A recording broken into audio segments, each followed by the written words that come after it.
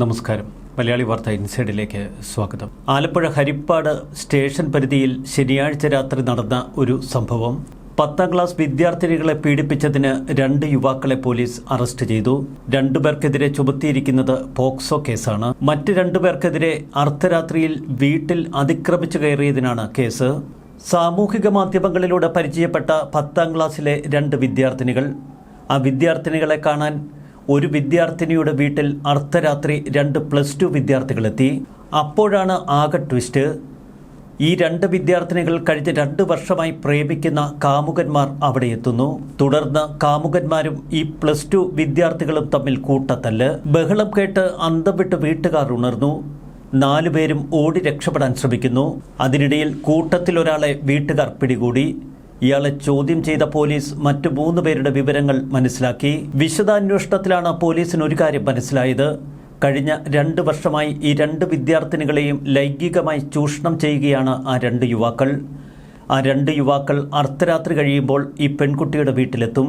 ഒരു വിദ്യാർത്ഥിനിയുടെ വീട്ടിലേക്ക് മറ്റൊരു വിദ്യാർത്ഥിനി കൂട്ടുകാരി ആയതുകൊണ്ട് തന്നെ പലപ്പോഴും വരാറുണ്ട്. 10ാം ക്ലാസ്സിൽ പഠിക്കുന്ന പെൺകുട്ടിയുടെ വീട്ടിൽ സഹപാഠിയായ പെൺകുട്ടിയായിരുന്നു ഉണ്ടായിരുന്നത്. അവർ 2 പേരും വലിയ സുഹൃത്തുക്കൾ.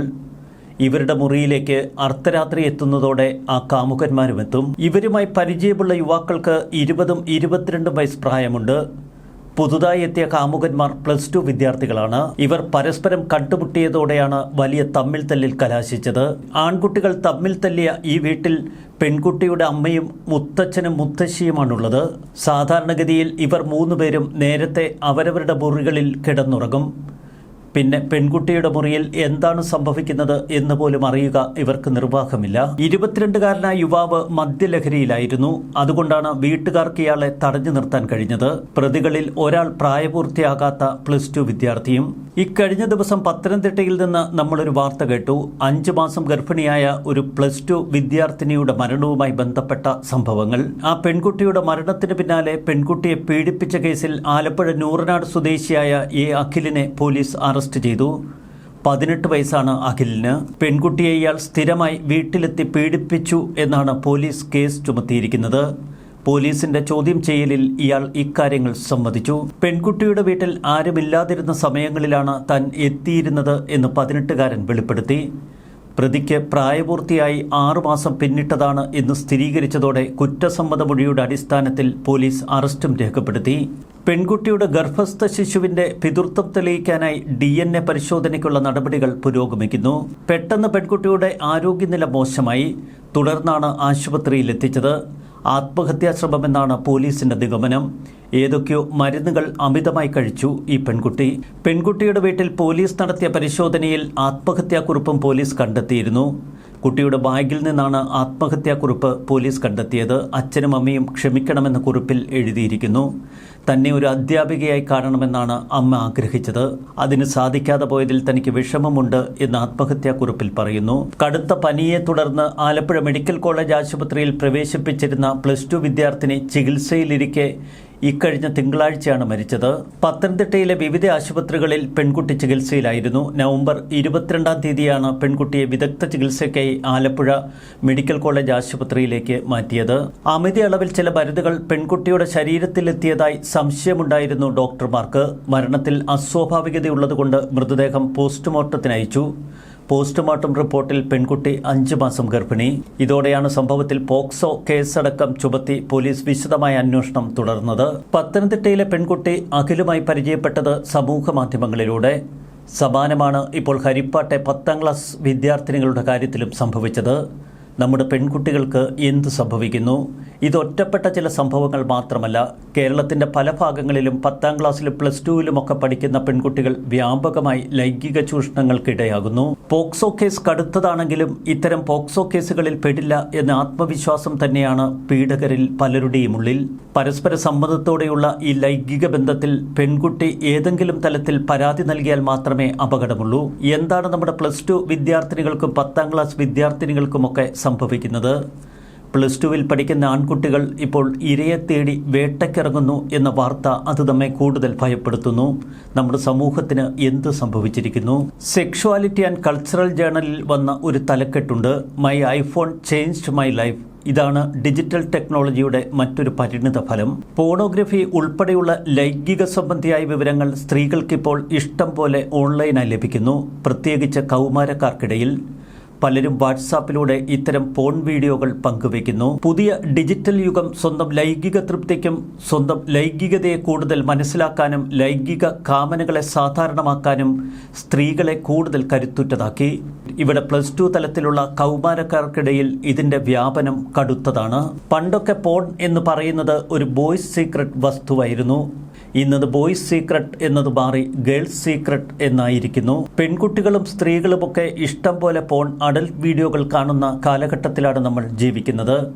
സ്കൂളുകളിൽ ശരിയായ ലൈംഗിക വിദ്യാഭ്യാസം പെൺകുട്ടികൾക്കും ആൺകുട്ടികൾക്കും നൽകിയില്ല എങ്കിൽ ഇത്തരം അപകടങ്ങൾ ഏറി വരും. ആൺകുട്ടികൾ ഉൾപ്പെടുന്ന സൗഹൃദ കൂട്ടായ്മകളിൽ ഇത്തരം വിഷയങ്ങൾ പച്ചയ്ക്ക് ചർച്ച ചെയ്യാൻ ഇന്ന് പെൺകുട്ടികൾ മടികാട്ടാറില്ല. ആൺകുട്ടികളെക്കാൾ തുറന്നുള്ള സംഭാഷണങ്ങൾ പലതും പെൺകുട്ടികളുടെ തന്നെ സംഭാവനയായി മാറിയിരിക്കുന്നു. സൈബർ ലോകം തുറന്നുവെക്കുന്ന ബൃഹത്തായ അവസരങ്ങൾ അതുതന്നെയാണ് കൗമാരക്കാർക്കിടയിലെ ഈ വലിയ മാറ്റങ്ങളുടെ കാരണം. മുതിർന്ന സ്ത്രീകളിൽ മാത്രമല്ല കൗമാരക്കാർക്കിടയിൽ വലിയ പ്രലോഭനമാണ് ഈ സമൂഹ മാധ്യമങ്ങൾ സൃഷ്ടിക്കുന്നത് എന്ന് മനഃശാസ്ത്രജ്ഞർ പറയുന്നു. ആ പ്രലോഭനങ്ങൾക്ക് മുന്നിൽ മനസ്സറിഞ്ഞ് കീഴടങ്ങിപ്പോകും പലപ്പോഴും. പണ്ടൊക്കെ നെറ്റ് വഴിയോ സോഷ്യൽ മീഡിയ വഴിയോ ഒരു അപരിചിതനെ പരിചയപ്പെട്ട് സംസാരിച്ചാൽ ലൈംഗിക ചുവ കലർന്ന ഒരു നീക്കമുണ്ടായാൽ ആ ബന്ധം അവിടെ തന്നെ അവസാനിപ്പിക്കുകയാണ് പതിവ്. എന്നാൽ ഇപ്പോൾ പല ബന്ധങ്ങളും ലൈംഗികതയിലേക്ക് തന്നെ കടക്കുന്നു. ഇന്ന് സൈബർ ലോകത്തുള്ള പരിചയം വല്ലാത്തൊരു അടുപ്പത്തിലേക്കെത്തിയാൽ അത് ലൈംഗികതയിലേക്ക് വഴിമാറാനുള്ള സാധ്യതകൾ ഏറെയാണ്. ചൂഷകരെ തിരിച്ചറിയാൻ പലപ്പോഴും കൗമാരക്കാർക്ക് കഴിയാറുമില്ല. ഒരു വ്യക്തിയോട് സൗഹൃദമായി പിന്നീടത് നിലനിർത്താൻ ചില വിട്ടുവീഴ്ചകൾക്കൊരുങ്ങുന്ന ആദ്യഘട്ടം. അവിടെ ലൈംഗിക ചുവയുള്ള മെസ്സേജുകൾക്കും അല്പം കൂടി കടന്ന് ലൈംഗികമായി ഉണർത്തുന്ന ചിത്രങ്ങൾ അയക്കുന്നതിലേക്കും എത്തുന്നു. ഒടുവിൽ ഇതിനൊക്കെ വഴങ്ങുന്ന സ്ത്രീകൾ ബ്ലാക്ക് മെയിലിങ്ങിനും ചൂഷണത്തിനുമൊക്കെ വിധേയരാകുന്നു. ഇന്ന് ഹരിപ്പാട് കണ്ടത് 2 പെൺകുട്ടികളുടെ മുറികളിലേക്ക് കടന്നു ചെല്ലുന്ന 2 യുവാക്കളുടെ കഥയാണ്. ചുരുക്കത്തിൽ പരസ്യമായ ലൈംഗികതയ്ക്ക് മടിയില്ലാതായിരിക്കുന്നു നമ്മുടെ സമൂഹത്തിലെ പെൺകുട്ടികൾക്ക്. പെൺകുട്ടികളെ സംബന്ധിച്ച് മാതാപിതാക്കളിൽ നിന്നും ലഭിക്കുന്ന സ്നേഹവും പരിഗണനയും ബഹുമാനവും ഒക്കെ വളരെ പ്രധാനപ്പെട്ടതാണ്. എന്നാൽ തിരക്കുള്ള ഈ ലോകത്ത് അണുകുടുംബങ്ങളിൽ പലപ്പോഴും കുട്ടികളെ ശ്രദ്ധിക്കാൻ മാതാപിതാക്കൾക്ക് കഴിയുന്നില്ല. സെക്സ്റ്റിംഗ് ഇന്ന് വളരെ വ്യാപകമാണ്. അതുപോലെ ഇറോട്ടിക് സ്റ്റിമുലേഷൻ ഉണ്ടാക്കുന്ന വീഡിയോകൾ പങ്കുവയ്ക്കുന്നതും സർവ്വസാധാരണമാണ്. പെൺകുട്ടികൾക്കിടയിൽ മാസ്റ്റർബേഷൻ പോലുള്ള സംഭാഷണങ്ങൾ ഒരു സാധാരണയായി മാറിയിരിക്കുന്നു. പഴയകാലത്ത് നമ്മുടെ കുട്ടികളെ സംരക്ഷിക്കാൻ സമൂഹമുണ്ടായിരുന്നു. അവരുടെ നേരിയ ചലനങ്ങൾ പോലും സമൂഹം പെട്ടെന്ന് മനസ്സിലാക്കും. അവരുടെ മാതാപിതാക്കളെ കൃത്യമായി വിവരങ്ങൾ അറിയിക്കും. ഇവിടെ സൗഹൃദങ്ങളോ മറിച്ച് പ്രണയങ്ങളോ അല്ല, പലപ്പോഴും ചൂഷണമാണ് നടക്കുന്നത്. സൈബർ ലോകത്ത് വെച്ച് പരിചയപ്പെടുന്ന +2 വിദ്യാർത്ഥിനികളുടെ ആ പ്രത്യേക മാനസികാവസ്ഥ ചിലർ മുതലെടുക്കും. 10ാം ക്ലാസ്സിലും +2വിലുമൊക്കെ പഠിക്കുന്ന പെൺകുട്ടികളുടെ മാനസികാവസ്ഥ, അവരുടെ ലൈംഗിക താല്പര്യങ്ങൾ, അത് വല്ലാത്തൊരു കാലഘട്ടമാണ്. ഏറെ മാതാപിതാക്കൾ ശ്രദ്ധിക്കേണ്ട കാലഘട്ടം. എല്ലാം നശിച്ചുപോയി, പിന്നെ പഴിചാരി എന്ത് കാര്യം? പരസ്പരം പഴി പറയുന്നതിനിടയിൽ ഒരുപക്ഷെ ഈ പെൺകുട്ടികൾ നിരാശയിൽ ആത്മഹത്യയിലൊടുങ്ങിയാൽ നഷ്ടം ആ കുടുംബത്തിന്, മാതാപിതാക്കൾക്ക് മാത്രമാണ് എന്ന് തിരിച്ചറിയുക. ഇവിടെയാണ് ഓരോ കുടുംബങ്ങളിലെയും നമ്മുടെ വരും തലമുറയെ ചേർത്തു പിടിക്കേണ്ടതിൻ്റെ ആവശ്യകത. എല്ലാം മൂടിക്കെട്ടി കുട്ടികളെ അടിച്ചൊതുക്കി വളർത്തണമെന്നല്ല ഇതിൽ നിന്ന് നമ്മൾ മനസ്സിലാക്കേണ്ടത്. സ്വാതന്ത്ര്യം അവർക്ക് നൽകണം. ഒപ്പം ജീവിതത്തിൻ്റെ നല്ല പാഠങ്ങൾ ഓരോ കുട്ടികളെയും പറഞ്ഞു മനസ്സിലാക്കാൻ മാതാപിതാക്കൾ സമയം കണ്ടെത്തണം എന്നർത്ഥം. കുട്ടികളെ കൃത്യമായി നിരീക്ഷിക്കണം. അവരുടെ സൗഹൃദങ്ങൾക്ക് മേൽ കൃത്യമായ കണ്ണുണ്ടാകണം. ഹരിപ്പാട് ആ പെൺകുട്ടിയുടെ വീട്ടിലേക്ക് ഒരു കൂട്ടുകാരി സ്ഥിരമായി എത്തും. ആ കൂട്ടുകാരിയും പെൺകുട്ടിയും ചേരുമ്പോഴാണ് അവരുടെ ധൈര്യം അപകടകരമായ തലത്തിലേക്ക് വളർന്നത്.